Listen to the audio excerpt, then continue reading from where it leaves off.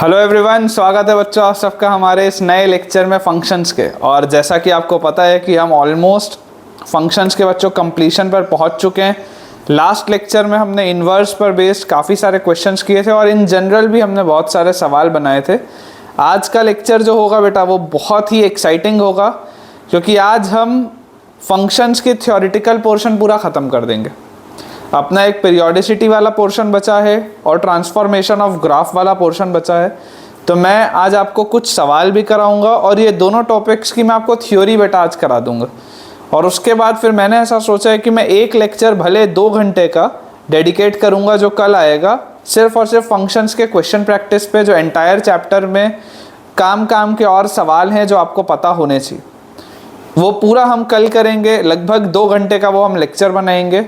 और आज जो है, आज हम थ्योरेटिकल एस्पेक्ट्स अपने पूरे के पूरे कवर करेंगे। तो इसके साथ बच्चों अगला फिर जो टॉपिक होगा that will B inverse trigonometric functions, क्योंकि अब अपना मुझे ऐसा लगता है जो बेस है फंक्शंस का वो काफ़ी मजबूत हो गया है, कई सारी चीज़ें हम समझ चुके हैं। तो आज का भी बच्चों हम लेक्चर स्टार्ट करते हैं विद सम क्वेश्चंस और उसके बाद फिर अपना जो थ्योरेटिकल एस्पेक्ट है वो भी हम करेंगे। सवाल बेटा जो हमारे पास लिखा है, जो हमारे पास बच्चों सवाल लिखा हुआ है वो सवाल है, क्वेश्चन मैं आपके लिए नोट कर देता हूं। Let F x is equal to root over under root of 2 sine X plus cos x और प्लस 2। ये सवाल है एफ एक्स। जी एक्स बच्चों हमें दिया हुआ है, जी एक्स हमें दिया हुआ है root over 2 minus X square, और एच एक्स बेटा हमें दिया हुआ है X raise to the power 4 minus 2x square plus 7। X raise to the power 4 minus 2x square plus 7। Question है if K X is equal to, देखिए ध्यान से क्या लिखा हुआ है, एक बहुत बड़ा सा मैं फंक्शन आपके लिए लिख रहा हूं, h of g of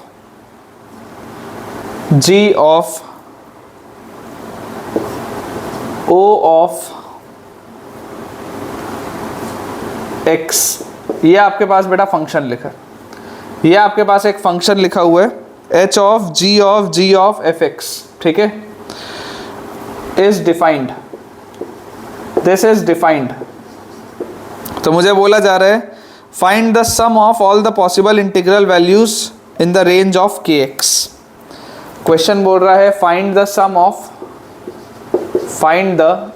of all integral values, find the sum of all integral values in the range of K X, in the range of K X. K X के रेंज में जितनी भी integral values होंगी आपको उन सबका सम बताना है।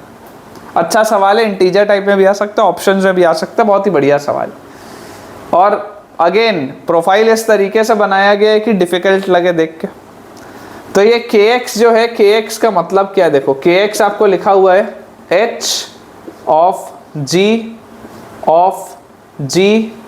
Of fx। ये आपके पास बच्चों सवाल है, ये आपके पास क्वेश्चन दिया हुआ है, ठीक है ना।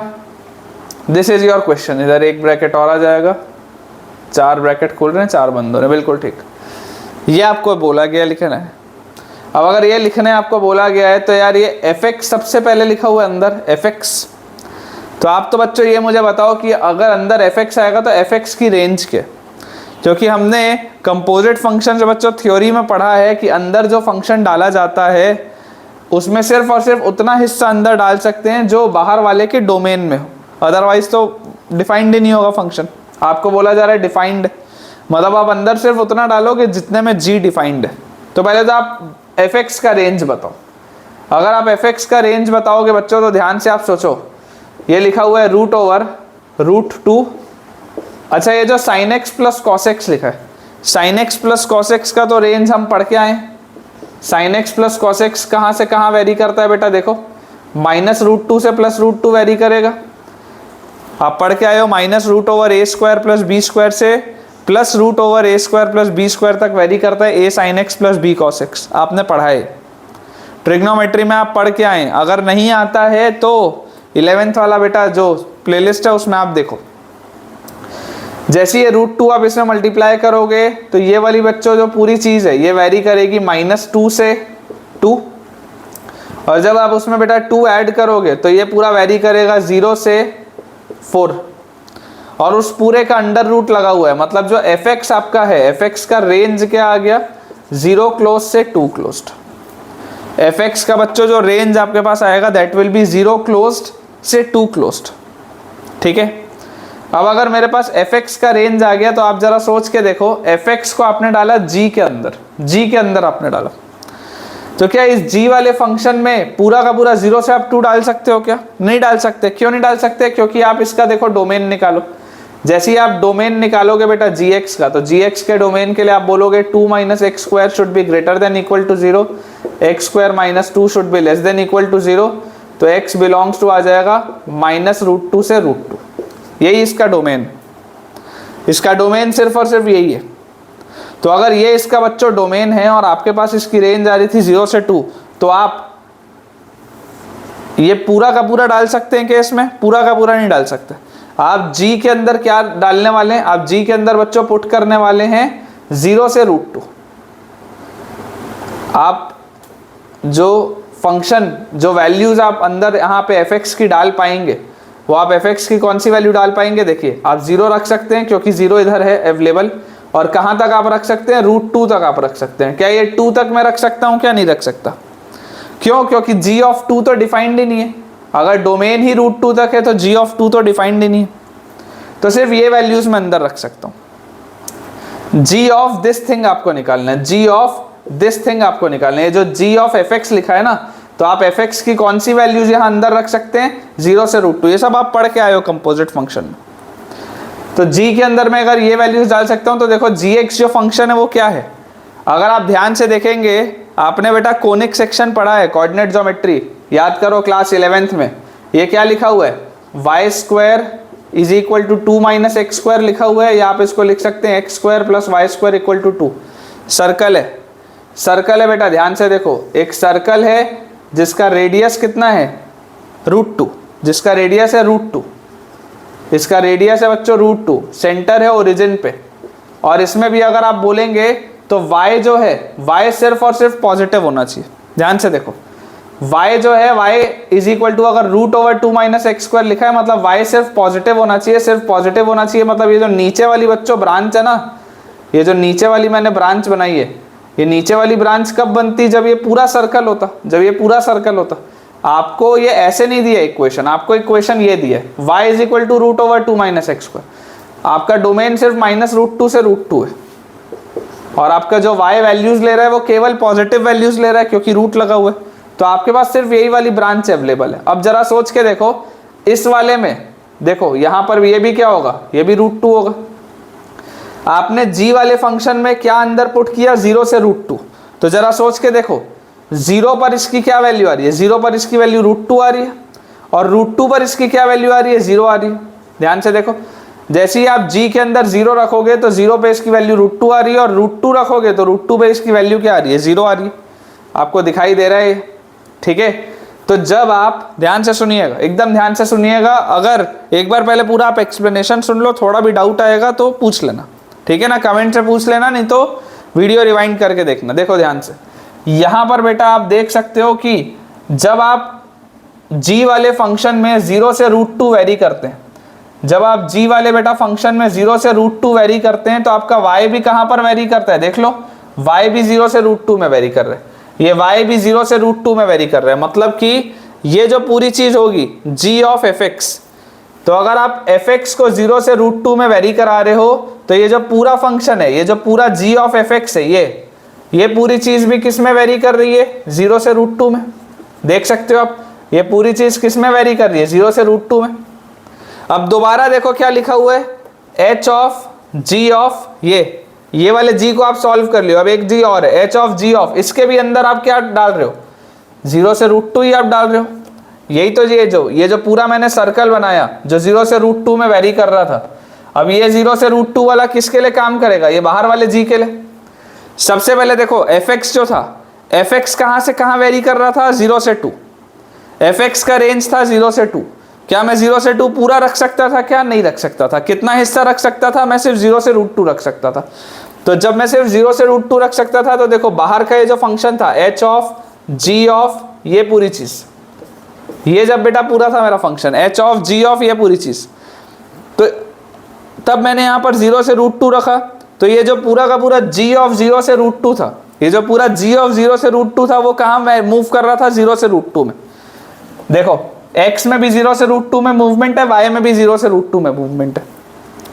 तो अब मेरे पास आ गया again h of g of 0 से √2। अब देखो दोबारा वही है, अगर g ऑफ 0 से √2 है तो g वाले फंक्शन में अगर आप 0 से √2 मूवमेंट करेंगे तो ये वाली भी जो पूरी चीज होगी वो कहाँ से कहाँ मूव करेगी, 0 से √2 मूव करेगी। सोच के देखो, एकदम ध्यान से सोच के देखो, अगर आपने g के अंदर दोबारा 0 से √2 में मूवमेंट कराया तो ये पूरी चीज कहाँ से कहाँ मूव करेगी, 0 से √2 में मूव करेगी ये पूरा फंक्शन। तो फाइनली निकल के क्या आया, h ऑफ 0 से √2। फाइनली निकल के आया h ऑफ 0 से √2। अब hx जो फंक्शन है देखो ध्यान से, यहाँ पर अपन लिखते हैं hx वाला फंक्शन क्या है, अगर आप ध्यान से देखेंगे तो ये x² -1 का होल स्क्वायर अगर मैं करूं तो x की पावर 4 -2x² और +1 आएगा, यहाँ +7 है, ये +6, ये आपके पास फंक्शन है। ये बेटा hx आपके पास फंक्शन दिया हुआ है और मुझे क्या बोला जा रहा है कि मुझे h को मूव कराना है 0 से √2। जरा सोच के देखो इसकी मिनिमम वैल्यू कब होगी, इसकी मिनिमम वैल्यू आएगी जब ये परफेक्ट स्क्वायर वाली पूरी चीज है, ये परफेक्ट स्क्वायर वाली पूरी चीज मिनिमम हो। मिनिमम क्या हो सकता है, ये 0 हो सकता है। क्या ये 0 हो सकता है क्या, जरा सोच के देखो, क्या x की किसी भी वैल्यू के लिए ये 0 हो सकता है क्या? तो हाँ आप बोल सकते हो कि सर हाँ x की वैल्यू आप 1 डालो, आप जब x की वैल्यू 1 डालोगे तो 1 - 1 ये पूरा चीज 0 हो जाएगा और h की मिनिमम वैल्यू आ जाएगी 6। h की मिनिमम वैल्यू क्या आ जाएगी, 6 आ जाएगी। कौन से x पे, 1 पे। जब मैंने x को 1 रखा तो ये पूरा मिनिमम हो गया 6। क्या मैं x की वैल्यू 1 रख सकता हूँ क्या? तो बिल्कुल रख सकता हूँ, 0 से √2 में 1 आ रहा है, बिल्कुल रख सकते हैं। अच्छा अगर मुझे इसकी मैक्सिमम वैल्यू बतानी है, मैक्सिमम वैल्यू, तो जरा सोचो एंड पॉइंट्स पे अगर मैं चेक करूँ, बाउंड्री पॉइंट्स पे 0 पर इसकी वैल्यू क्या हो रही है, 0 रखोगे तो 0 - 1 का स्क्वायर मतलब 1 आ जाएगा, 1 + 6 7 आएगा। अगर √2 रखोगे तो √2 का स्क्वायर 2 - 1 1 उसका स्क्वायर 1 + 6, मतलब कि x की वैल्यू 0 पे आप रखो या आप x की वैल्यू √2 पे रखो, दोनों में ही जो मैक्सिमम वैल्यू आ रही है, मैक्सिमम वैल्यू कितनी आ रही है, 7 आ रही है। तो ये जो hx वाला आपका बेटा फंक्शन है, ये hx वाला फंक्शन ये 0 से √2 में कहाँ पर मूव कर रहा है, 6 से 7 के बीच में। ये जो hx वाला बेटा फंक्शन है आपका, ये hx वाला जो फंक्शन है ये 0 से √2 में कहाँ पर मूवमेंट कर रहा है, 6 से 7 के बीच में। और अगर ये 6 से 7 के बीच में मूव कर रहा है तो आपको फाइनली क्या पूछा जा रहा था, find the sum of all the integral values in the range of kx।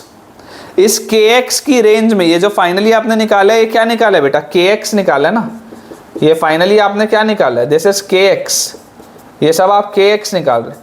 तो kx की रेंज में फाइनली कितने एलिमेंट्स आए, 6 से 7 के बीच के एलिमेंट्स आए, ये वाले सारे। तो अगर बोला जा रहा है find the sum of all the integral values in the range of kx, तो कितने इंटीजर्स आ रहे हैं, 2 इंटीजर्स आ रहे हैं बच्चों, 6 और 7। तो दोनों का सम क्या आ जाएगा, 13। ठीक है ना, दोनों का सम आ जाएगा 13। बहुत ही बढ़िया सवाल है, डिफिकल्ट क्वेश्चन है, it is a very difficult question. आपको ये सवाल कैसा लगा मुझे ज़रूर बताना कि यार डिफिकल्ट लगा या कोई ऐसा है जिसको आसान लगाओ, ज़रूर मुझे कमेंट से बताइएगा। मेरे हिसाब से तो ये काफ़ी डिफिकल्ट क्वेश्चन है, इसे बना पाना, इसे सोच पाना। ठीक है, एक अपन सवाल और करते हैं, उसके बाद पीरियोडिक फंक्शंस बेटा स्टार्ट करेंगे। अपन अपना बोर्ड जल्दी से क्लियर कर लेते हैं। आप ज़रूर बेटा देखिए प्रैक्टिस करते रहिए, फंक्शंस वाला चैप्टर ख़त्म हो रहा है। अगर आपको इसमें एक्स्ट्रा होमवर्क चाहिए तो भी आप मुझे बेटा कमेंट से बताइएगा, तो मैं कुछ वर्कशीट्स आपके लिए शेयर कर दूंगा सो दैट कि आप उन्हें सॉल्व कर पाएँ, आपकी प्रैक्टिस और अच्छी हो पाए। जिस भी बच्चे को ऐसा हो कि हमें कोचिंग का इंस्टीट्यूट महंगा लग रहा है या हम कोचिंग के इंस्टीट्यूट के अलावा और भी कुछ बनाना चाहते हैं, वो सब बेटा कमेंट कर सकते हैं। तो मैं आपके लिए वर्कशीट्स कुछ इसमें अपलोड कर दूंगा और उन वर्कशीट्स को अगर आप सॉल्व करेंगे तो आपकी प्रैक्टिस ज़्यादा बेटर हो पाएगी, ऐसा मुझे लगता है। ठीक है, एक लास्ट अपन क्वेश्चन करते हैं, उसके बाद फिर पीरियोडिक फंक्शंस वाला जो पोर्शन है बेटा वो अपन स्टार्ट करेंगे। देखिए सवाल हमारे पास लिखा है, क्वेश्चन हमें दिया हुआ है, एफ फ्रॉम माइनस इन्फिनिटी से 0 टू 0 से infinity, where fx is equal to root over x square minus 4x, ये मुझे दिया हुआ है। Then find f inverse x, आपको f इनवर्स x बच्चों बताना है, ठीक है, आपको f इनवर्स x बताना है। ऑप्शन मैं आपको दे दे रहा हूं। पहला ऑप्शन है 2 minus root over 4 plus x square. Second option हमारे पास है 2 plus root over 4 plus x square. Third option बच्चों में दिया हुआ है -2 minus root over 4 plus x square. और फोर्थ ऑप्शन बेटा हमें दिया हुआ है fx इज नॉट बाइजेक्टिव। चौथा ऑप्शन बोल रहे हैं fx बाइजेक्टिव ही नहीं है, तो अगर बाइजेक्टिव ही नहीं होगा मतलब इन्वर्स ही नहीं निकल सकता। ये आपको दिए हुए हैं 4 ऑप्शंस। हमें बोला जा रहा है f एक फंक्शन है जिसका डोमेन हमें दिया गया माइनस इन्फिनिटी से 0 और को डोमेन दिया हुआ है 0 से इन्फिनिटी, और fx हमें दिया हुआ है एक्स स्क्वायर माइनस 4x का अंडर रूट। पहले इसका एक बार ग्राफ बना के देखते हैं ताकि हमें पता चल जाए ये बाइजेक्टिव है भी या नहीं। इसका एक बार अपन ग्राफ प्लॉट करते हैं। ये लिखा हुआ है बेटा y is equal to root over x square minus 4x। आप लिख सकते हैं y square is equal to x square minus 4x, या आप यहाँ से बेटा लिख सकते हैं x माइनस 2 का whole square minus y square is equal to 4। ध्यान से देखो ये लिखा हुआ है। इसको आप एक्सपैंड करोगे तो x square minus 4x plus 4, ये 4 और ये 4 कटेगा और minus y square equal to 0। बिल्कुल ठीक है, ये बिल्कुल अपन ने बेटा ठीक लिखा है। और इसको अगर आप ध्यान से बच्चों देखेंगे तो दिस इज हाइपरबोला। आप पढ़ के आए हो, कोनिक में आपने पढ़ा है दिस इज हाइपरबोला। आप अगर इसका ग्राफ प्लॉट करोगे तो इसका ग्राफ देख लो कैसा होना चाहिए। x की वैल्यू 2 पर मेरे पास क्या आ जा रहा है, माइनस वाई स्क्वायर की वैल्यू 4 आ जा रही है, मतलब 2 पर तो ये पॉसिबल नहीं है। x की देखो, आप ऐसा देखो, आप ऐसा करो, आप इसको लिखो, अगर आप y की वैल्यू को, अगर आप मान लो y की वैल्यू को 0 लेते हो, y की वैल्यू को अगर बच्चों आप 0 लोगे तो x माइनस 2 का होल स्क्वायर क्या आएगा, 4 आएगा। अगर आप y को 0 लोगे तो x माइनस 2 का होल स्क्वायर 4 आएगा। यहाँ से x माइनस 2 का वैल्यू या तो 2 होगा या माइनस 2 होगा, तो x का वैल्यू या तो 4 होगा या तो 0 होगा। ठीक है, मतलब y का वैल्यू 0 कब कब आ रहा है, या तो x के वैल्यू 4 पर आ रहा है या तो x के वैल्यू 0 पर आ रहा है, इन दो वैल्यूज पर आ रहा है। और ये क्या है, एक हाइपरबोला है, इस तरीके का एक हाइपरबोला है। ठीक है ना, ऐसा कुछ इस तरीके का एक हाइपरबोला का कर्व है। आपको बच्चों देखो बोला क्या जा रहा है आपके लिए, जो हमारे पास ये लिखा हुआ है, देखो ये कायदे से तो ऐसे नीचे भी होगा, कायदे से तो इस तरीके का ग्राफ होगा, लेकिन मुझे क्या दिया हुआ है, y is equal to root over x square minus 4x लिखा हुआ है। इसका मतलब क्या है, इसका मतलब है कि y इज पॉजिटिव। अगर y पॉजिटिव है इसलिए मैंने ये नीचे वाला ब्रांच नहीं बनाया, क्योंकि मुझे इसमें दिखाई दे रहा है कि y क्या है बच्चों, y इज पॉजिटिव। ठीक है ना, क्योंकि y पॉजिटिव मुझे दिख रहा है इसलिए मैंने नीचे वाला ब्रांच नहीं बनाया। अब डोमेन है माइनस इन्फिनिटी से 0, डोमेन ये है माइनस इन्फिनिटी से 0, मतलब कि ये वाली ब्रांच भी नहीं है मेरे पास, ये वाली ब्रांच भी नहीं है। डोमेन है बच्चों मेरे पास माइनस इन्फिनिटी से 0, माइनस इन्फिनिटी से 0, और को डोमेन है 0 से इन्फिनिटी, को डोमेन है 0 से इन्फिनिटी। आप देख सकते हैं कि ये अपनी डोमेन में, उस डोमेन में ये 1 1 है, मैनी 1 तो है नहीं क्योंकि ये वाला ब्रांच कट गया, और ये ऑन टू भी है, क्यों, क्योंकि को डोमेन और रेंज सेम है। तो ये बाइजेक्टिव तो है, बाइजेक्टिव है मतलब ये आंसर तो नहीं है, ये बात तो श्योर हो गई, बाइजेक्टिव है ये। अब अगर बाइजेक्टिव है तो इसका बच्चों हम इन्वर्स निकाल सकते हैं। तो अगर हमें इसका इन्वर्स निकालना है तो हम यहाँ से देखो कैसे लिख सकते हैं, हमारे पास आ गया y is equal to root over x square minus 4x। यहाँ से हमने इसको ऐसे लिख सकते हैं, देखो x square minus 4x minus y square equal to 0। और अगर आप क्वाड्रेटिक को बच्चों सॉल्व करोगे तो x आ जाएगा -b plus minus root over b square minus 4ac by 2। ठीक है, तो यहां से बच्चों हमारे पास आ गया x is equal to 2 plus minus 4, अगर निकालूंगा 2 से 2 जाएगा, 4 निकला, तो यहाँ आ गया 4 प्लस वाई स्क्वायर, ये आपके पास आया। तो आपके पास f इनवर्स y जो आ रहा है, f इनवर्स y आपके पास क्या आ रहा है, या तो 2 plus root over 4 plus y square, या तो 2 minus root over 4 plus y square. ये दो आपके पास पॉसिबल वैल्यूज आ रही हैं, f इनवर्स y, ये x की वैल्यूज है, these are the values of x। अब हमें एक बात पता है कि यार इनवर्स हमेशा यूनिक आता है। हम ये चीज़ पढ़कर आए हैं कि इनवर्स जो होता है वो हमेशा किसी भी बाइजेक्टिव फंक्शन का यूनिक होता है, इनवर्स कभी भी एक से ज़्यादा नहीं आ सकते। तो अगर इनवर्स हमेशा यूनिक होता है तो आप यहाँ पर समझ के देखो, आपको इसका फ़ायदा लेना पड़ेगा। देखो, जब आप x को 0 की तरफ लेकर जा रहे हो, जब आप x को 0 की तरफ लेकर जा रहे हो तब y भी 0 है, आप ग्राफ से देख सकते हैं। जब आप x को 0 की तरफ लेकर जा रहे हैं तब y भी 0 है। तो यहाँ पर अगर मैं y को 0 बोलूँगा, अगर मैं यहाँ पर y को 0 बोलूँगा तो ज़रा ध्यान से देखो, y को अगर आप 0 बोलोगे तो ये x किसकी तरफ जा रहा है, 2 प्लस 2 4 की तरफ जा रहा है। और अगर आप यहाँ पर y को 0 बोलोगे तो x किसकी तरफ जा रहा है, 2 माइनस 2 0 की तरफ जा रहा है। मतलब कि ये सही है बेटा और ये ऊपर वाला गलत है। देख लो, आप जैसे ही y को 0 रखोगे, y को 0 रखते ही ये √4 हो जाएगा, √4 होता है 2, 2 प्लस 2, x की वैल्यू 4 के पास आएगी। लेकिन x आपको क्या चाहिए था, 0 के पास चाहिए था। y 0 मिलने पर आपको x 0 के पास चाहिए था, वो आपको यहाँ से मिलेगा। ठीक है ना, यहाँ से आपको मिल जाएगा। तो f इनवर्स y अगर ये आ गया तो हम लिख सकते हैं f inverse x, final answer अपना क्या, f inverse x can be written as 2 minus root over 4 plus x square, 2 minus root over 4 plus x square. कौन सा ऑप्शन है, फर्स्ट ऑप्शन है बेटा, first option is the right answer. ठीक है ना, पहला ऑप्शन बेटा करेक्ट आंसर है, पहला ऑप्शन अपना निकल आएगा। आई होप बेटा आपको इससे थोड़ी सी क्लैरिटी आई होगी क्वेश्चंस के लेवल से। ठीक है ना, 2 minus root over 4 plus x square बिल्कुल बेटा सही अपना आंसर अपन ने निकाला है। तो अब बेटा अपन जल्दी से अपना बोर्ड क्लियर करते हैं और फिर पीरियोडिक फंक्शंस जो कि लास्ट टॉपिक है फंक्शंस का वो स्टार्ट करते हैं।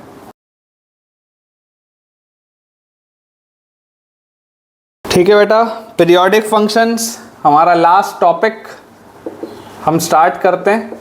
और मुझे उम्मीद है कि जैसे आपको बाकी टॉपिक्स अच्छे से क्लियर हुए हैं, ये भी आपको बेटा बढ़िया से क्लियर होंगे। पीरियोडिक फंक्शन, पहले मैं आपके लिए डेफिनेशन रीड आउट कर देता हूँ, इंपॉर्टेंट पॉइंट्स मैं लिख भी दूंगा, अगर आप चाहें तो वीडियो 2-3 बार सुनकर नोट भी कर सकते हैं डेफिनेशन को।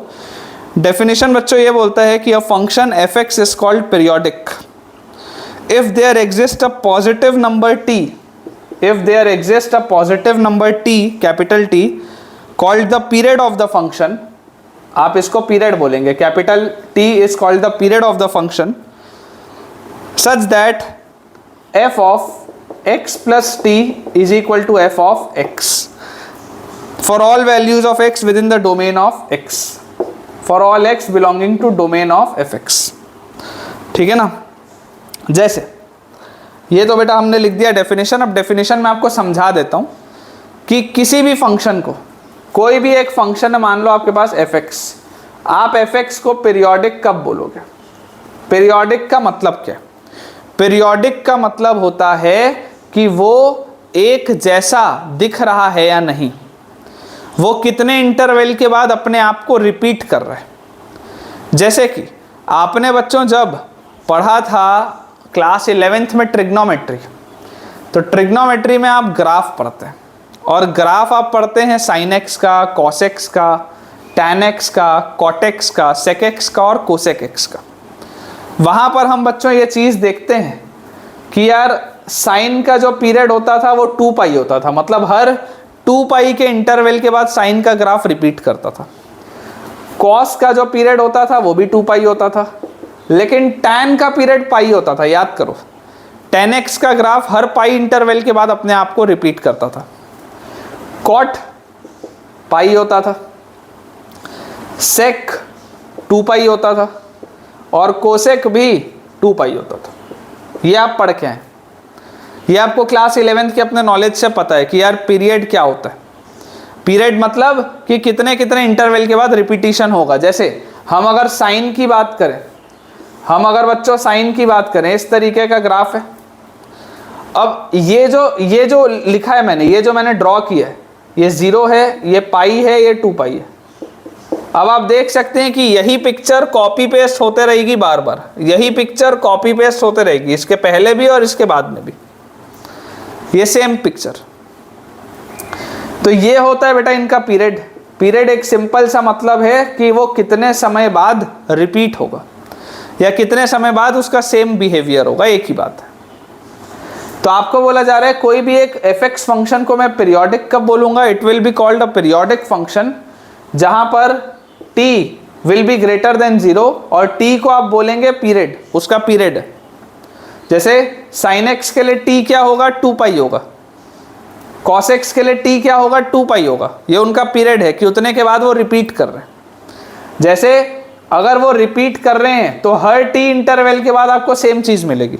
जैसे मान लो अगर fx बच्चों, अगर fx को आप बोलते हैं sin x, देखो जरा ध्यान से, अगर आप fx को बोलते हैं sin x और आप बोल रहे हैं कि sin x का पीरियड 2 पाई है, मतलब कि आप ये लिख सकते हैं ना कि यार sin ऑफ x प्लस 2 पाई जो होगा वो sin x के ही बराबर होगा, ये आप बोल सकते हैं ना। और ये जो t होता है वो स्मॉलेस्ट पॉसिबल वैल्यू होती है पीरियड की। ये जो t होता है ना, this is the smallest value. मतलब बोलने को तो कोई बच्चा ये भी बोल सकता है कि सर 4 पाई के बाद भी तो रिपीट कर रहा है। बोलने के लिए बच्चों कोई बच्चा ऐसा भी तो बोल सकता है ना कि यार सर 4 पाई के बाद भी तो रिपीट कर रहा है, क्या फ़र्क है। 4 पाई आपने पीरियड क्यों नहीं बोला, आपने पीरियड 2 पाई क्यों बोला? क्यों? क्योंकि मेरे को स्मॉलेस्ट चाहिए, मेरे को स्मॉलेस्ट वैल्यू चाहिए। 2 पाई, 4 पाई, 6 पाई, 8 पाई सबके बाद रिपीट करेगा। आप इसको इन जनरल ऐसा भी बोल सकते हैं कि यार f ऑफ x जो होगा, अगर इसका पीरियड t है तो ये f of x plus t, f of x plus 2t, f of x plus 3t, ये सब बराबर होगा, सब बराबर होगा। क्यों? क्योंकि हर t पीरियड के बाद fx तो वही रिपीट होता जाएगा। ये बेसिक मतलब है पीरियड का। For all x belonging to the domain of f, मतलब कि आपके फंक्शन में जितने भी आप x रख सकते हैं उन सब के लिए ये ट्रू है। ये मतलब होता है पीरियड का, ठीक है ना। अब अगर आपको ये बेसिक सी बेटा बात समझ में आ रही है कि मैं पीरियड का मतलब बोलना क्या चाह रहा हूँ, तो अब मैं आपको इसकी कुछ प्रॉपर्टीज़ बताऊंगा।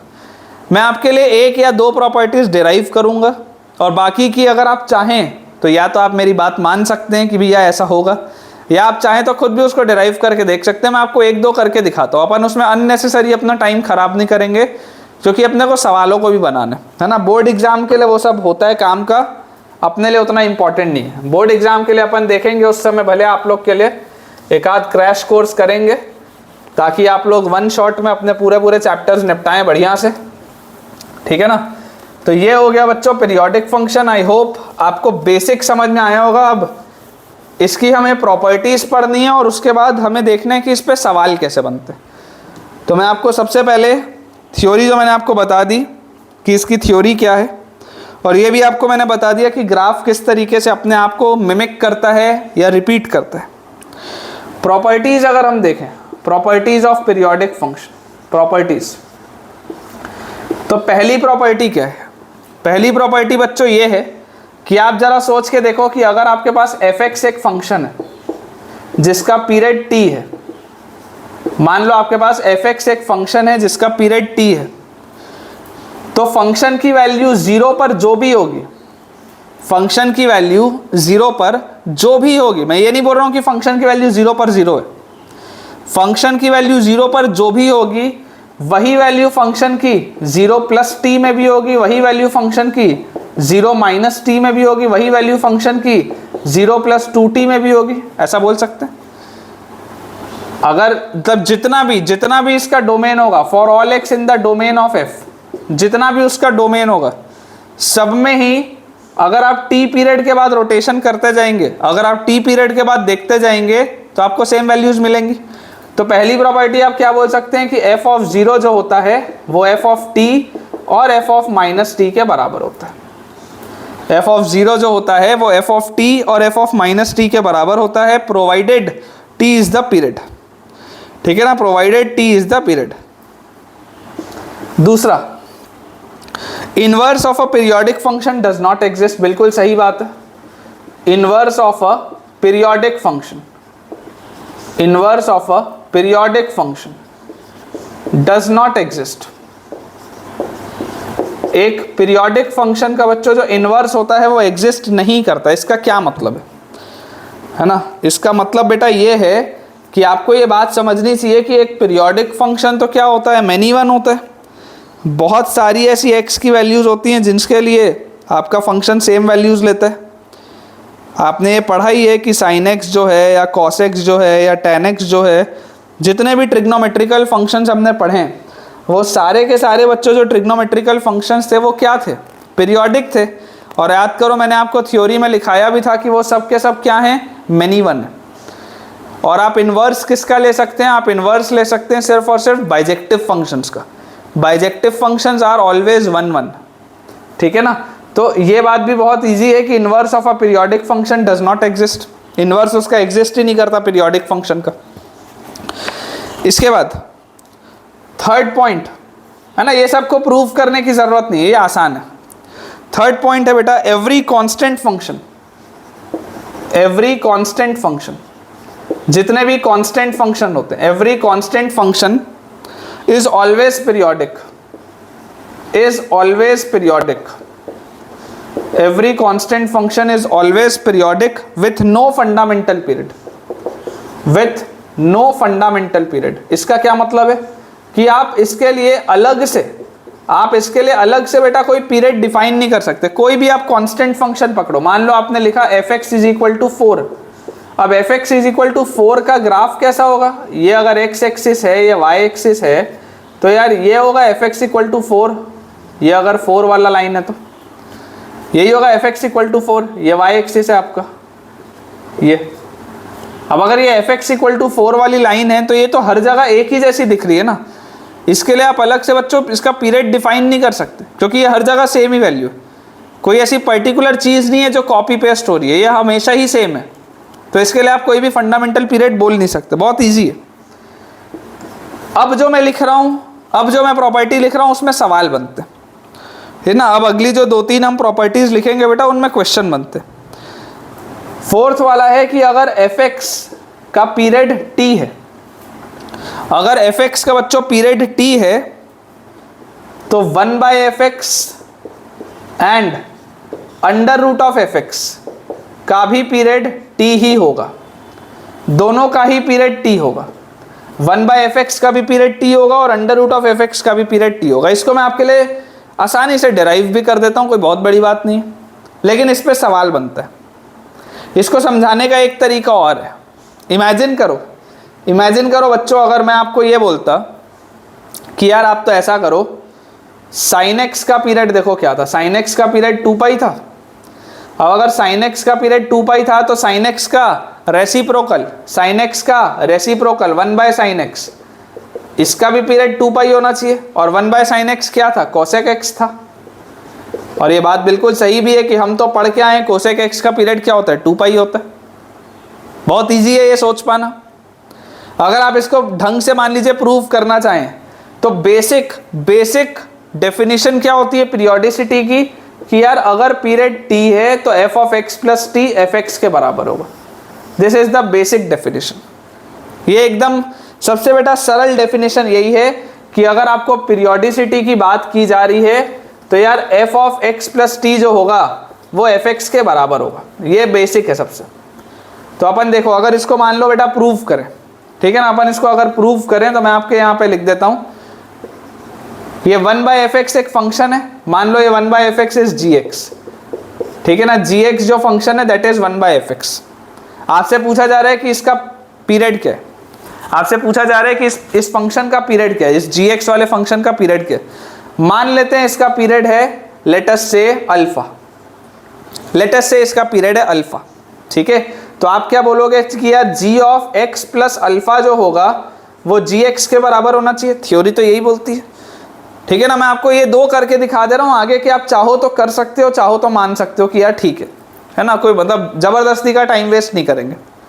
तो अगर आप बोलते हैं कि यार g of x plus alpha g alpha होना चाहिए, अगर मैं बोल दूं कि ये इसका पीरियड है, अगर मैं आपको बोल दूं कि ये इसका पीरियड है, ठीक है ना, दिस इज द पीरियड, तो g of x plus alpha gx के बराबर होगा। अब g of x plus alpha होगा क्या, 1/, f of x plus alpha, this should be equal to g x क्या है 1 बाय एफ एक्स, तो यहां से आ जाएगा f x plus alpha is equal to F x, जबकि ओरिजिनली था क्या, ओरिजिनली था बट एफ एक्स का तो पीरियड आपको टी दिया हुआ था ना, एफ एक्स का तो आपको पीरियड टी दिया हुआ था, but f of x plus t is equal to F x, तो आप यहां से बोल सकते हैं which implies alpha is equal to t, यहां से आप बोल सकते हैं कि अल्फा जो है वो टी है, और अगर अल्फा टी है तो जी एक्स का पीरियड टी आएगा, जी एक्स का पीरियड टी आएगा, मतलब 1 बाय एफ एक्स का भी पीरियड टी आएगा। बहुत ईजी है, बहुत ईजी। मैं आपके लिए इसको भी कर देता हूँ, इसको भी कर देता हूँ, ठीक है। देखो मान लो एच एक्स एक फंक्शन है which is under root of F x, h x एक फंक्शन है which is under root of F x, तो अगर ये बेटा फंक्शन आपके पास एच एक्स दिया हुआ है, मान लो इसका पीरियड बीटा है, तो आप बोलेंगे H of x plus beta जो होगा वो एच एक्स के बराबर होगा, अगर ये उसका पीरियड है तो, और अगर ये होगा तो यहाँ से मेरे पास देखो क्या आ जाएगा, H of x plus beta is equal to, अगर मैं एच एक्स लिखता हूँ तो H of x plus beta will be under root of F of x plus beta should be equal to H of X मतलब under root of F x, तो यहाँ से आप देख सकते हैं स्क्वायर करते ही F of x plus beta will be equal to F X, लेकिन आप तो ये पहले से जानते हैं कि यार F of x plus T F x के बराबर था, ये आप पहले से जानते हैं, तो देयरफॉर बीटा भी जो होगा वो क्या आ जाएगा, टी आ जाएगा, और अगर बीटा टी आ जाएगा मतलब कि ये जो एच एक्स आपने फंक्शन लिखा है इसका पीरियड टी आएगा, वही मैंने यहाँ पर आपको बोला था। अननेसेसरी का बेटा इसमें हम टाइम वेस्ट नहीं करेंगे, ठीक है ना। आप चाहें तो अगली जो मैं आपको प्रॉपर्टीज लिखाऊंगा, आप चाहें तो उसका बेटा डेरिवेशन घर पे इसी तरीके से करके देख सकते हैं, चाहें तो आप सेफली मान सकते हैं कि भाई जो मैं बोल रहा हूँ वो ठीक बोल रहा हूँ, ठीक है ना। अपन उसमें अननेसेसरी अपना टाइम वेस्ट नहीं करेंगे, अगली अपन अपनी बस प्रॉपर्टीज जल्दी जल्दी नोट करते हैं, उसके बाद फिर सवालों की प्रैक्टिस करेंगे। देखिए 4 हमने बेटा प्रॉपर्टीज कर ली, 4 प्रॉपर्टीज के बाद फिफ्थ हमारे पास जो प्रॉपर्टी है कि अगर एफ एक्स का पीरियड टी है, अगर एफ एक्स का बच्चों पीरियड टी है, then F of A X plus B, F of A X plus B का पीरियड जो होगा बच्चों that will be T by mod A, ये होगा। मॉड मैंने क्यों लगाया है, सिर्फ इसलिए लगाया क्योंकि पीरियड हमेशा पॉजिटिव होना चाहिए, पीरियड को हमेशा पॉजिटिव बोला जाता है, इसलिए मैंने मॉड ए लगाया, क्योंकि ए तो नेगेटिव भी हो सकता था। मॉड लगाने के पीछे की वजह सिर्फ ये है। ज़रूर आप अगर चाहो तो इसको घर पे डिराइव करके देख लेना, ठीक है ना। इसका पीरियड आप अल्फ़ा मान लेना, अल्फ़ा मान के सॉल्व करके देखना, आ जाएगा, कोई बहुत बड़ी बात नहीं। लेकिन ये इंपॉर्टेंट है, इस पे सवाल बनते हैं, ठीक है ना, इस पे बेटा क्वेश्चन बनते हैं। छठवा हमारे पास है बेटा प्रॉपर्टी, सिक्स्थ प्रॉपर्टी बेटा ये है कि if f x has period t, g x also has a period of t, then it does not mean that f x plus g x must have the period t. देखो अगर मान लो f x का period T है, g x का भी period T है, अगर एफ एक्स का पीरियड टी है, जी एक्स का भी पीरियड टी है, then f x plus g x का भी पीरियड टी हो, ये जरूरी नहीं है, not necessary, this is not necessary. हो भी सकता है, ठीक है ना, हो भी सकता है, लेकिन ऐसा भी हो सकता है कि ना हो। It is possible also and also it is not possible, तो हो भी सकता है, नहीं भी हो सकता। तो आप गारंटी से नहीं बोल सकते कि अगर एफ एक्स का पीरियड टी है, जी एक्स का पीरियड टी है, तो एफ प्लस जी का भी पीरियड टी होगा या एफ माइनस जी का भी पीरियड टी होगा, ऐसा आप गारंटी से नहीं बोल सकते। एग्जाम्पल बच्चों मांगते ही है बेटा, बच्चे एग्जाम्पल मांगते हैं। देखो एग्जाम्पल मैं आपको इसका बताता हूँ, mod of sine X plus mod of cos x, mod of sine X plus mod of cos x, ये एक एग्जाम्पल मान लो मैं लिखता हूँ। आप अगर ध्यान से देखेंगे, देखिए मैं आपको थोड़ा सा समझा भी देता हूँ, अभी अपन सवाल तो करेंगे ही, लेकिन मैं आपको थोड़ा सा समझा भी देता हूँ। अब कुछ चीज़ें हैं बेटा जो प्रैक्टिस के साथ ही आपको आएंगी, है ना, कुछ चीज़ें आपको प्रैक्टिस के साथ ही आएंगी, मैं आपको एक्सप्लेन ज़रूर करूँगा, लेकिन एट द सेम टाइम मैं ये जानता हूँ कि आपको सारी चीज़ें हो सकता है एक बार में समझ में ना आए, कुछ चीज़ें समय के साथ समझ में आने लगती हैं, तो कोई दिक्कत की बात नहीं, आ जाएगा। देखो साइन एक्स का ग्राफ मुझे पता है, साइन एक्स का ग्राफ ऐसा होता है, ठीक है। This is the graph of sine x. इसको अपन और थोड़ा आगे एक्सटेंड कर लें तो ऐसा होता है, this is the graph of sine x. और जैसे ही मैंने this is f x is equal to sine x, जैसे ही बच्चों मैंने बोला कि अब आप मुझे मॉड साइन एक्स बताओ, जैसे ही मैंने आपको बोला अब आप मुझे मॉड ऑफ साइन एक्स बताओ, तो मॉड ऑफ साइन एक्स क्या होगा, जो जो नीचे था वो ऊपर हो जाएगा, क्योंकि y कभी भी अब नेगेटिव तो आ ही नहीं सकता। ये सब अभी ग्राफ वाले भी मैं आपको चीज में बताऊंगा, जो ट्रांसफॉर्मेशन ऑफ ग्राफ वाला एक टॉपिक मैं आपको बोल रहा हूँ कि करवाना है, उसमें भी आएगा ये। आप ऐसे सोच के देखो कि अगर आपने f x equal to sine x लिखा है, तो यार अगर मैं आपको बोल रहा हूँ नया, चलो नया बोल देते हैं, G X is equal to mod sine X, मान लो मैं बोल रहा हूँ, तो अगर ये कोई एक मैं नया फंक्शन आपको बोल रहा हूँ मॉड ऑफ साइन एक्स का आप ग्राफ बताओ, तो आप जरा सोच के देखो, अगर मॉड लगा है तो क्या जी एक्स कभी भी नेगेटिव हो सकता है क्या? जी एक्स तो नहीं हो सकता नेगेटिव, क्यों? क्योंकि मॉड तो हमेशा पॉजिटिव होता है। तो अगर नेगेटिव नहीं हो सकता, तो अगर आप नेगेटिव डालोगे भी, अगर आप अंदर नेगेटिव डालोगे भी, तब भी आपको रिजल्ट क्या मिलेगा? पॉजिटिव ही मिलेगा। तो ये जो ग्राफ है देखो, ये जो नीचे वाला पोर्शन है ये मैं डॉटेड बना रहा हूँ यहाँ पे, ये जो नीचे वाला पोर्शन है ये मैं डॉटेड बना रहा हूँ यहाँ पे ऐसे। ये वाला तो वैसे ही रहेगा, ये वाला भी वैसे ही रहेगा, ये नीचे वाला घूम के ऊपर आ जाएगा, ये भी नीचे वाला घूम के ऊपर आ जाएगा मॉड लगाते। तो आप देखो ये 0 है, ये बेटा पाई बाई 2, ये पाई, ये 3 पाई बाई 2, ये 2 पाई, इस तरीके से आप ध्यान से समझ सकते हैं कि साइन एक्स का पीरियड 2 पाई होता था, साइन एक्स का पीरियड 2 पाई होता था, क्योंकि हर 2 पाई के इंटरवल के बाद रिपीटिशन आता था। लेकिन मॉड साइन एक्स का तो पीरियड पाई है, देख लो ध्यान से, हर पाई इंटरवल के बाद वही कॉपी पेस्ट हो रहा है, आफ्टर एवरी पाई इंटरवल वही चीज कॉपी पेस्ट हो रही है। तो मॉड साइन एक्स का पीरियड पाई है। और जैसे मैंने आपको मॉड साइन एक्स बताया, वैसे ही मॉड साइन एक्स इसका पीरियड पाई है, मॉड कॉस एक्स का भी पीरियड पाई है। आप बना के देख सकते हो अगर चाहो तो। कॉस एक्स का ये ग्राफ है, ठीक है ना, कॉस एक्स का ये ग्राफ है, और जैसे ही आप मॉड कॉस एक्स करोगे तो ये आ जाएगा, देख लो मॉड कॉस एक्स में ये आ जाएगा। तो ये भी जो पहले हर 2 पाई के इंटरवल के बाद रिपीट हो रहा था, आफ्टर एवरी पाई इंटरवल ये भी रिपीट होगा। तो मॉड साइन एक्स का भी पीरियड पाई है, मॉड कॉस एक्स का भी पीरियड पाई है, ये याद भी होना चाहिए, ठीक है ना, ये याद होना चाहिए आपको, बहुत बेसिक है। मॉड साइन एक्स का पीरियड पाई होता है, मॉड कॉस एक्स का पीरियड पाई होता है, ये याद होना चाहिए। अब अगर इनका पीरियड पाई होता है तो आप ऐसा नहीं कह सकते कि यार इस पूरे का भी पीरियड पाई होगा, वो गलत बात है। आप ये नहीं बोल सकते कि इस पूरे का भी पीरियड पाई होगा। जरूर मॉड साइन एक्स का पीरियड पाई है, मॉड कॉस एक्स का पीरियड पाई है, लेकिन दोनों के सम का पीरियड भी पाई हो, it is not necessary, it is not necessary. क्यों मैं बोल रहा हूँ नॉट नेसेसरी? आप तो मुझे एक बात देखो, इसका जो पीरियड होता है ना, इसका पीरियड होता है पाई बाई 2, इसका बच्चों पीरियड होता है पाई बाई 2। रख के देख लो, अगर इसको आप पाई बाई 2 रखोगे तो बेसिकली पाई बाई 2 के बाद सेम चीज मिलनी चाहिए। देखो समझा रहा हूँ, टेंशन मत लो बिल्कुल भी, अभी आ जाएगा समझ में, बिल्कुल टेंशन मत लो।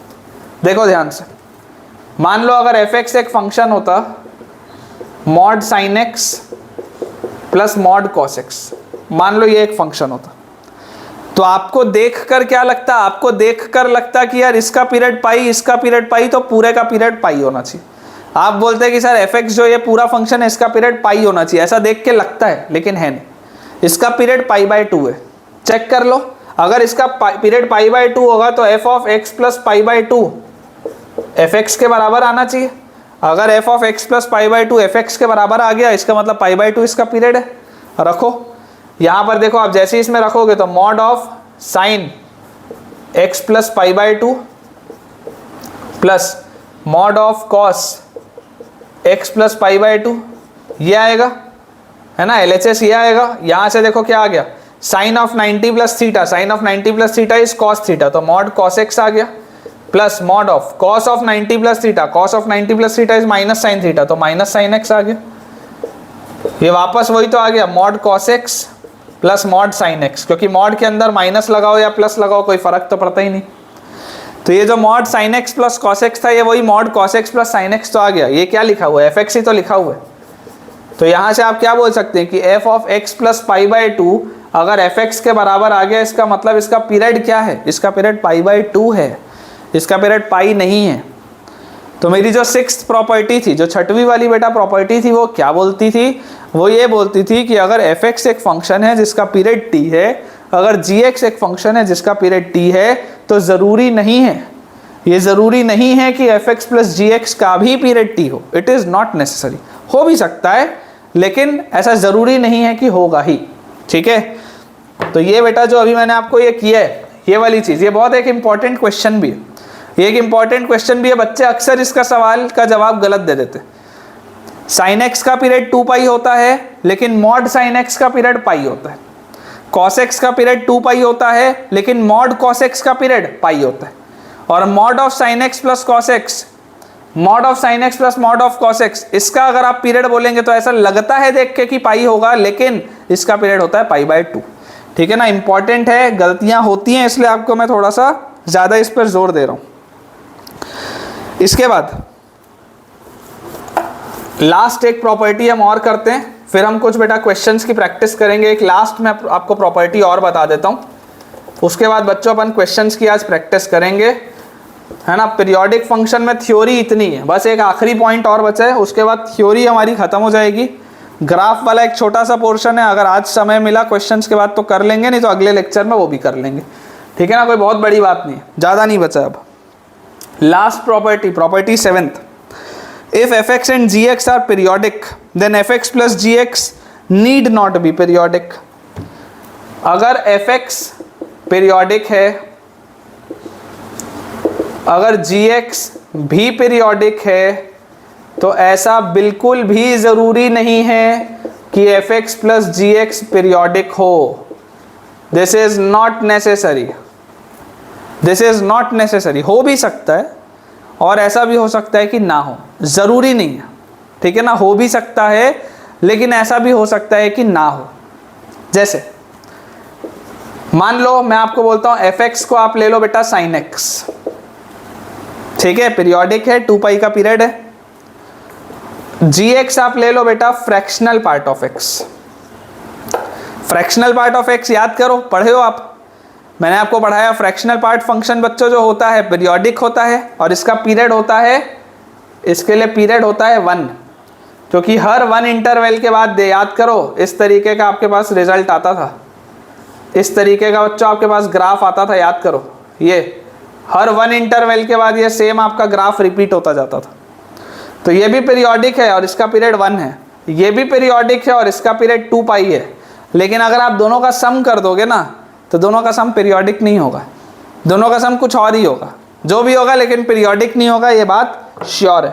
ठीक है, तो ये बच्चों 7 प्रॉपर्टीज थी इंपॉर्टेंट, जो मैंने आपको बता दी। तो इसके साथ हमारा जो थ्योरेटिकल पोर्शन है फंक्शंस वाले चैप्टर का, वो तो यार आज हो गया ख़त्म पूरा।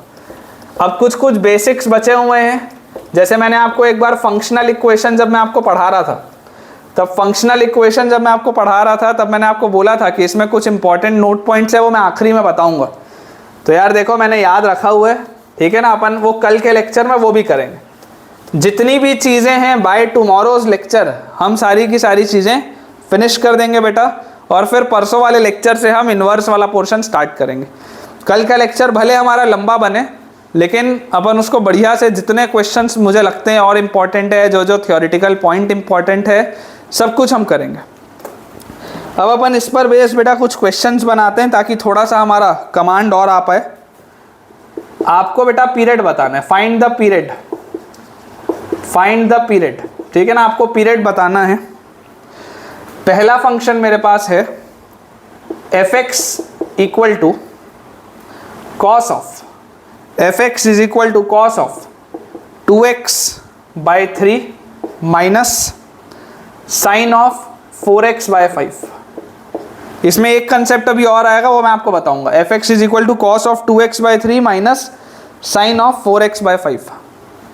अब इसमें देखो प्रॉपर्टी का इस्तेमाल हो रहा है। कॉस वाला जो फंक्शन है, कॉस वाले फंक्शन का जनरली पीरियड क्या होता है, 2 पाई होता है। कॉस वाले फंक्शन का जनरली पीरियड होता है 2 पाई, लेकिन आप याद करो मैंने आपको बताया था कि अगर f of ax plus b होगा तो पीरियड हो जाता है t बाय मॉड a। ये मैंने आपको बताया था कि अगर f के अंदर ax प्लस b हो गया तो पीरियड हो जाएगा t बाय मॉड a, जहां पर fx का पीरियड होता था t। तो अगर नॉर्मली cos x लिखा होता, अगर नॉर्मली cos x लिखा होता तो उसका पीरियड 2 होता, लेकिन क्योंकि x के साथ 2/3 भी लिखा हुआ है तो मुझे इस 2/3 से इसको डिवाइड करना पड़ेगा। वैसे यहाँ पर नॉर्मली sin x लिखा होता तो इसका पीरियड 2 होता, लेकिन क्योंकि x के साथ 4/5 भी लिखा हुआ है तो मुझे उस 4/5 से भी डिवाइड करना पड़ेगा। तो देखो ये जो है इसका पीरियड कितना आ रहा है, 2 से 2 जाएगा तो 3 आएगा, और ये जो है इसका पीरियड कितना आएगा, देखो ध्यान से, 2 से 2 जाएगा तो ये आएगा 5π/2। जब भी हमारे पास, ये इंपॉर्टेंट कंसेप्ट है कि सवाल सॉल्व कैसे करते हैं, जब भी हमारे पास इस तरीके का कॉम्बिनेशन आ रहा है, जब भी बेटा हमारे पास इस तरीके का कॉम्बिनेशन आ रहा है कि आपको पीरियड बताना है, और अगर आपको पीरियड बताना है, एक का पीरियड 3π आ रहा है, एक का पीरियड 5π/2 आ रहा है, fx भी पीरियोडिक है, या fx मत लिखो, ऐसा लिखो, देखो मान लो ये आपको इस फॉर्मेट में दिया हुआ है, सवाल ऐसा पढ़ो, fx = gx + gx - hx, मान लो ये ऐसा सवाल दिया हुआ है, ये इस फॉर्मेट का सवाल है, ठीक है ना, इंपॉर्टेंट पॉइंट है, ध्यान से समझो। अगर आपको ये सवाल इस फॉर्मेट का दिया हुआ है, fx = इसको gx मान लो, इसको hx मान लो,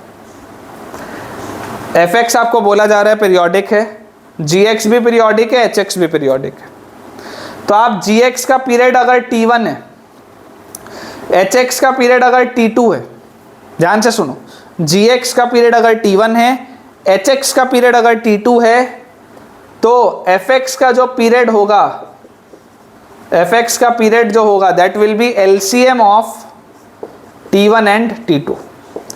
fx का period will be LCM of t1 and t2। तो इन दोनों का अगर आप LCM निकालेंगे, इन दोनों का अगर आप LCM निकालेंगे, बेसिकली आपको अब क्या करना है, अब आपको LCM निकालना पड़ेगा 3π और 5π/2 का, और अगर आप 3π और 5π/2 का बेटा LCM निकालेंगे तो ये आ जाएगा 15π। मैं 100% श्योर हूँ कि कई सारे बच्चों को ये नहीं आता होगा कि यार कैसे आपने सर ये LCM निकाल लिया, कई सारे बच्चों को नहीं आता होगा। ध्यान से सुनो, देखो समझा रहा हूँ, ध्यान से सुनो। आपके पास अगर इस फॉर्मेट का आ रहा है कि फंक्शन पीरियोडिक है और वो दो फंक्शंस को जोड़ने से या मल्टीप्लाई करने से या डिवाइड करने से या सब्ट्रैक्ट करने से बना हुआ इस तरीके का, और आपको बोला जा रहा है कि आपका फंक्शन पीरियोडिक है, तो ऐसे वाली स्थिति में बेटा जो फाइनल पीरियड होता है वो LCM होता है बचे हुए सारे फंक्शंस का। जो फाइनल पीरियड होता है that is the LCM of all the periods, जो भी पीरियड्स आएंगे सबका LCM होता है। तो ये बात तो समझ में आ गई कि ये LCM होगा इसका। अब अगर बेटा सिर्फ और सिर्फ LCM पूछा जाता 3 और 5 का, तो यार ये तो 15 आता है समझ में, ये तो 15 आता है समझ में, लेकिन बचपन में हमने एक चीज़ और पढ़ी थी जो हो सकता है आप भूल गए हो। LCM बेटा अगर हमारे पास फ्रैक्शन का आ गया, अगर हमारे पास LCM आ गया फ्रैक्शन का, देखो मैं आसान आपको बता रहा हूँ, ध्यान से समझना। मान लो आपके पास लिखा है 1/2 और आपके पास बेटा लिखा है 1/3, मान लो ये लिखा है, या आप 1/2 लिखो और ऐसा करो इसको आप कर लो 2/3, 1/2 और 2/3 आप कर लो। अगर आपके पास दो फ्रैक्शंस का आपको LCM निकालना है तो इसका क्या तरीका होता है, इसका सॉल्व करने का तरीका होता है कि ऊपर वाले नंबर्स का LCM निकालो और नीचे वाले नंबर्स का HCF निकालो, ये इसका तरीका होता है। अगर याद ना हो तो याद कर लो, है ना, बचपन में 5वीं 6वीं में पढ़ाते हैं ये सब। अगर दो फ्रैक्शंस का LCM निकालना है तो ऊपर वाले नंबर का LCM निकाला जाता है, नीचे वाले नंबर का HCF निकाला जाता है। देखो सोच के देखो, 1/2 का अगर आप पढ़ना स्टार्ट करो मल्टीपल्स 1/2 के, तो 1/2 आएगा, फिर 2/2 आएगा, फिर 3/2 आएगा, फिर 4/2 आएगा, फिर 5/2 आएगा, फिर 6/2 आएगा, ऐसे आएंगे। ये 2/2 होता है 1, 4/2 होता है 2, 6/2 होता है 3, इस तरीके से आएंगे। अच्छा 2/3 के मल्टीपल्स क्या होंगे, 2/3 आएगा, फिर 4/3 आएगा, उसको फिर 3 से मल्टीप्लाई करोगे तो 6/3 आएगा, इस तरीके से आएंगे। तो देख लो 2/3, 4/3, 6/3, 6/3 क्या होता है 2। तो ये दोनों का LCM क्या मिल रहा है, ये जो दोनों नंबर्स हैं, दोनों नंबर्स का LCM मुझे दिखाई दे रहा है 2 आना चाहिए। फाइनल आंसर 2 आना चाहिए, दिखाई तो दे रहा है। तरीका मैंने क्या बोला, ऊपर वाले का LCM 1 और 2 का LCM आएगा 2, नीचे वाले का हाईएस्ट कॉमन फैक्टर 2 और 3 का हाईएस्ट कॉमन फैक्टर आएगा 1। तो देख लो आंसर क्या आ गया, 2 आ गया आंसर। तुम ऐसे भी निकाल सकते हो, बहुत मेहनत लगेगी, लेकिन डायरेक्टली भी कर सकते हो। तो अगर आपको ये बात पता चल गई कि यार पहले वाले का पीरियड है 3 पाई, दूसरे वाले का पीरियड है 5 पाई/2, तो आपको एलसीएम निकालना है 3 पाई और 5 पाई/2 का। अब ये तो फ्रैक्शन है, तो मैं 3 पाई को भी क्या लिखूंगा, 3 पाई/1 लिखूंगा। और फिर मैं आपको ये बोलूंगा कि बेटा ऊपर वाले का एलसीएम, तो जरा सोच के देखो 3 पाई और 5 पाई का एलसीएम क्या आएगा, 15 पाई। नीचे वाले का एचसीएफ, नीचे वाले का एचसीएफ क्या आएगा, 1। तो फाइनल आंसर विल बी 15 पाई। ठीक है, आई होप इतना एक्सप्लेनेशन तुम्हारे लिए सफिशिएंट हो। फिर भी अगर कोई डाउट है तो थोड़ा यार रिवाइंड करो, दोबारा सुन लो, क्योंकि मेरे हिसाब से तो यार जितने इंपॉर्टेंट पॉइंट्स थे मैंने सारे इसमें कवर कर दिए। ठीक है, अगला सवाल बनाते हैं, हो सकता है उससे आपको थोड़ी चीज़ों में क्लैरिटी और है। घबराने की बिल्कुल भी बेटा बात नहीं है, आसान सा पोर्शन है, बहुत ईजी पोर्शन है, डिफिकल्ट बिल्कुल भी नहीं है, तो समझ में आ जाएगा। ठीक है ना, अगर आज एक बार में नहीं भी आया समझ में, तब भी कल परसों तक आपको समझ में आ जाएगा, कोई दिक्कत की बात नहीं। आराम से बस पढ़ते जाइए, नोट्स बनाते जाइए, जहाँ पर जो भी आपको बेटा डाउट आ रहा है ज़रूर आप उसको कमेंट से पूछिए, जो भी डाउट आ रहा है आप उसको कमेंट से बेटा पूछिए। अगला सवाल मैं लिखता हूँ आपके लिए। हमारे पास अगला सवाल है, second question, fx is equal to bracketed x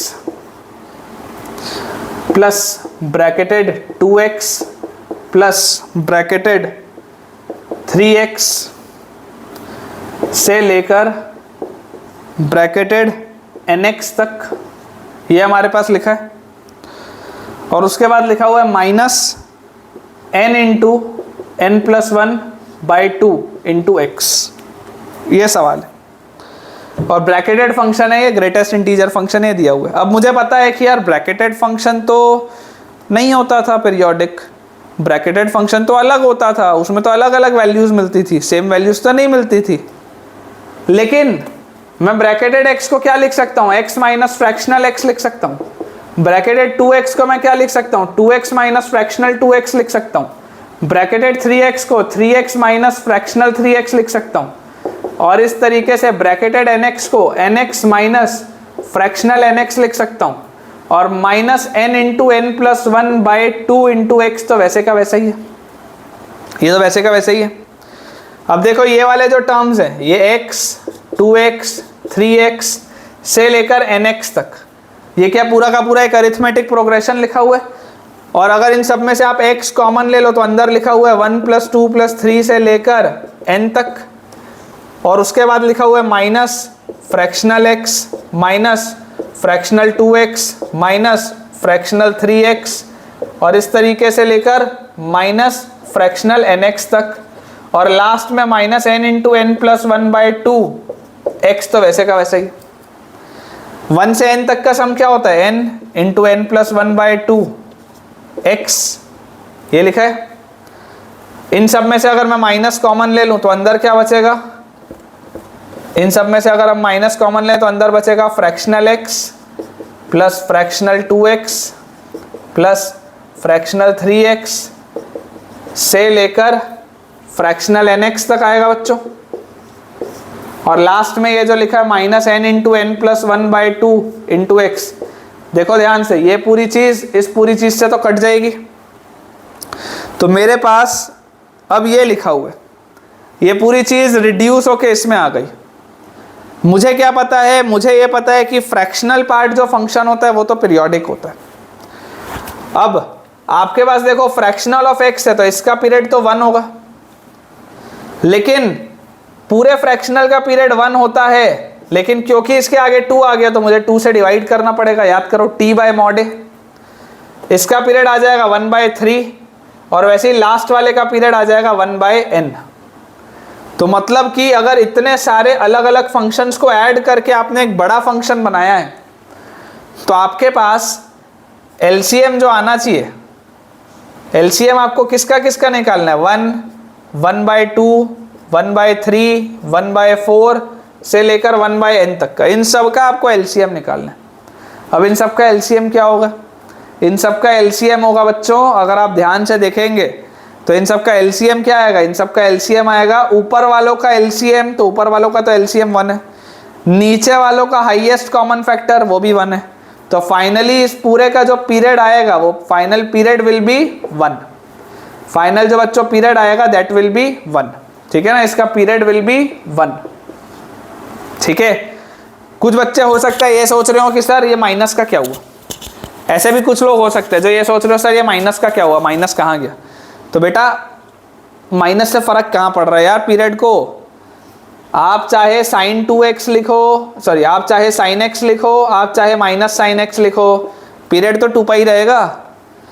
minus लगा भी है तो क्या हुआ, फंक्शन नेगेटिव है ना, पीरियड तो हमेशा पॉजिटिव होता है, ठीक है।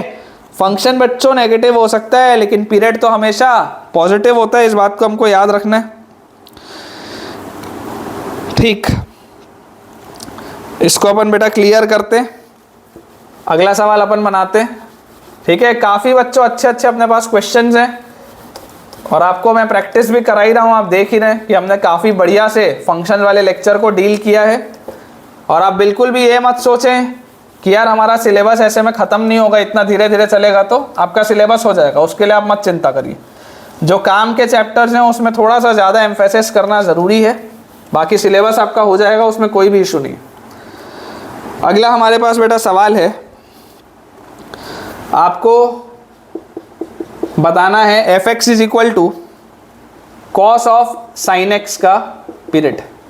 आपको बच्चों बताना है fx is equal to cos of sine x का पीरियड। और चलो इसमें मैं आपको 4 ऑप्शन दे देता हूँ।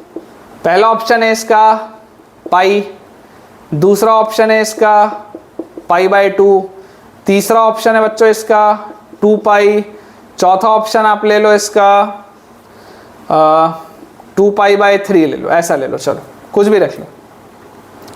ये आपके पास 4 ऑप्शंस हैं, आपको इसका पीरियड बताना है। अब थोड़ा अलग तरीके का सवाल है, थोड़ा अगर अलग तरीके का सवाल है तो इसमें मुझे थोड़ा सा जुगाड़ लगाना पड़ेगा। बेसिक थ्योरी बोलती है कि अगर पीरियड में t मान लूँ तो f of x plus T जो होना चाहिए वो fx के बराबर होना चाहिए, बेसिक थ्योरी बोलती है। डायरेक्टली देख के बोल पाना मुश्किल है इसलिए ऐसे बता रहा हूँ। अब जैसे मैं आपको ये बोलता हूँ तो यहाँ से आप देखो, अगर इसका पीरियड मैं t मान रहा हूँ तो f of x plus t क्या आएगा, cos of sine of x plus t should be equal to cos of sine x, ये होना चाहिए, ये होना चाहिए। अब जरा बेटा आप ध्यान से सोचो, कॉस इस चीज का इज इक्वल टू कॉस इस चीज का आ रहा है, इसका मतलब क्या है, अगर दो चीजों का कॉस सेम आ रहा है, अगर दो चीजों का कॉस सेम आ रहा है तो या तो sine of x plus t sine x के बराबर होगा, पहली बात, या तो ये होगा, या sine of x plus t minus sine x के बराबर होगा, ऐसा भी हो सकता है। देखो कॉस थीटा और कॉस माइनस थीटा दोनों ही सेम होता है, तो या तो कॉस ऑफ साइन, या तो sine of x plus t इसके बराबर हो जाए या sine of x plus t इसके नेगेटिव के भी बराबर हो जाए तो चल जाएगा, कोई दिक्कत नहीं है। अब यहाँ से देखो, अगर आपने लिखा है sine of x plus t is equal to sine x, तो यहाँ से मुझे क्या दिख रहा है कि यहाँ से t हो सकता है 2 पाई है, ऐसा इसको देख के लग रहा है, ऐसा इसको देख के लग रहा है क्योंकि ये तो साइन वाली चीज़ है। लेकिन इसको देखकर क्या लग रहा है, इसको देखकर लग रहा है कि यार यहाँ से तो t की वैल्यू पाई आ रही है, देख लो sine of x plus pi minus sine X होता है, यहाँ से तो t की वैल्यू पाई आ रही है लेकिन यहाँ से t की वैल्यू 2 पाई आ रही है।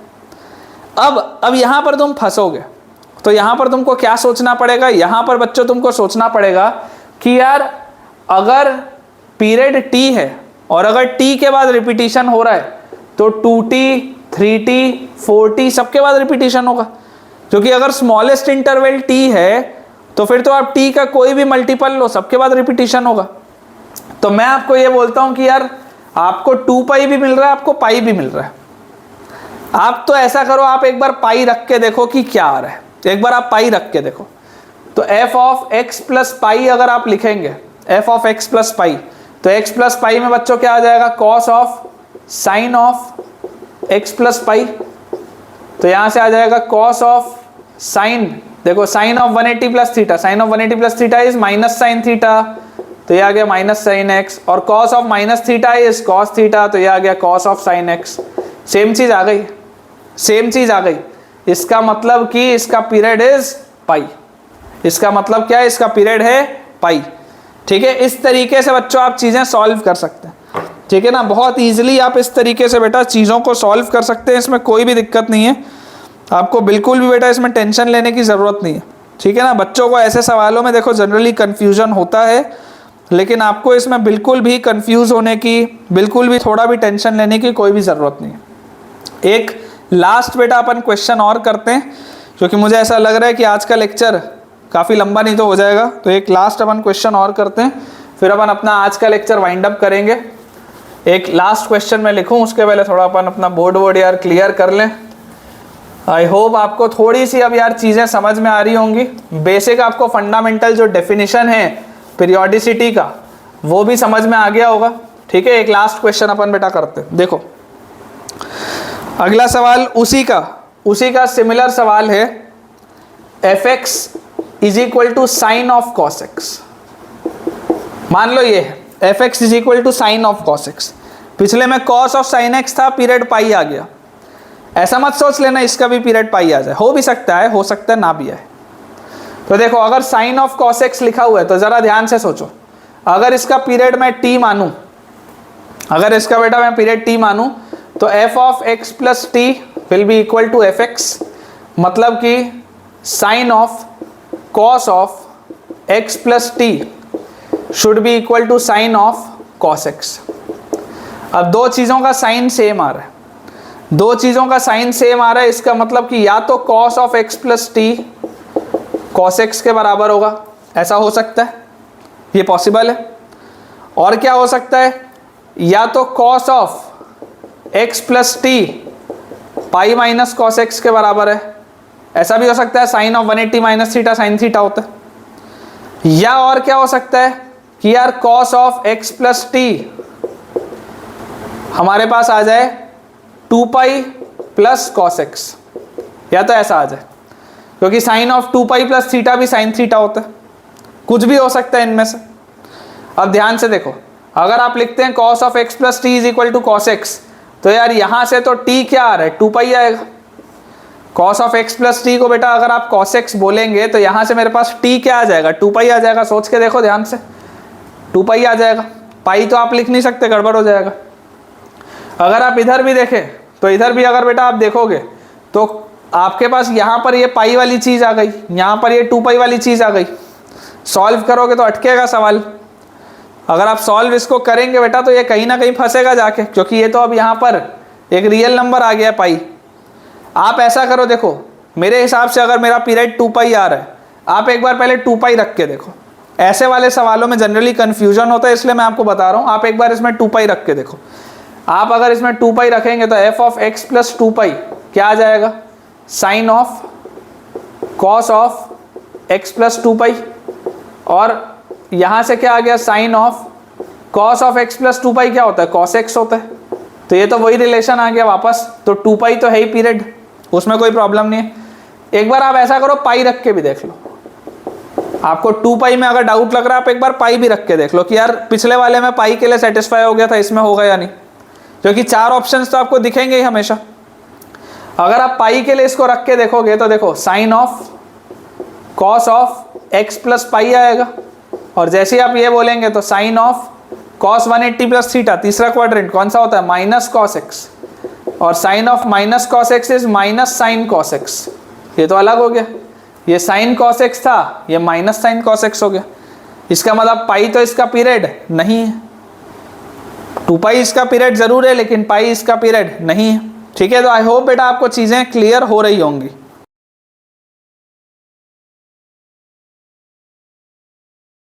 ठीक है बच्चों, तो विद दिस हम अपने आज के लेक्चर को एंड करते हैं। आई होप कि आपको अब थ्योरेटिकल पोर्शन जो पूरा का पूरा ट्रिग्नोमेट्री का है, थ्योरेटिकल पोर्शन जो पूरा का पूरा फंक्शंस का है, वो आपको समझ में आ गया होगा। इसमें आपको कोई भी चैलेंज नहीं आएगा, कोई भी आपको दिक्कत नहीं आएगी। इन केस आपका कुछ भी बेटा कोई भी पोर्शन अगर वीक रह गया है तो ज़रूर आप उसके वीडियोस दोबारा देखिए, और कहीं पर भी आपका डाउट आता है तो आप बेशक मुझसे बच्चों कमेंट्स में पूछ ही सकते हैं। और अगला जो हमारा लेक्चर होगा उसको हम लास्ट लेक्चर रखेंगे फंक्शंस का, जिसमें हम सिर्फ और सिर्फ क्वेश्चंस की प्रैक्टिस करेंगे।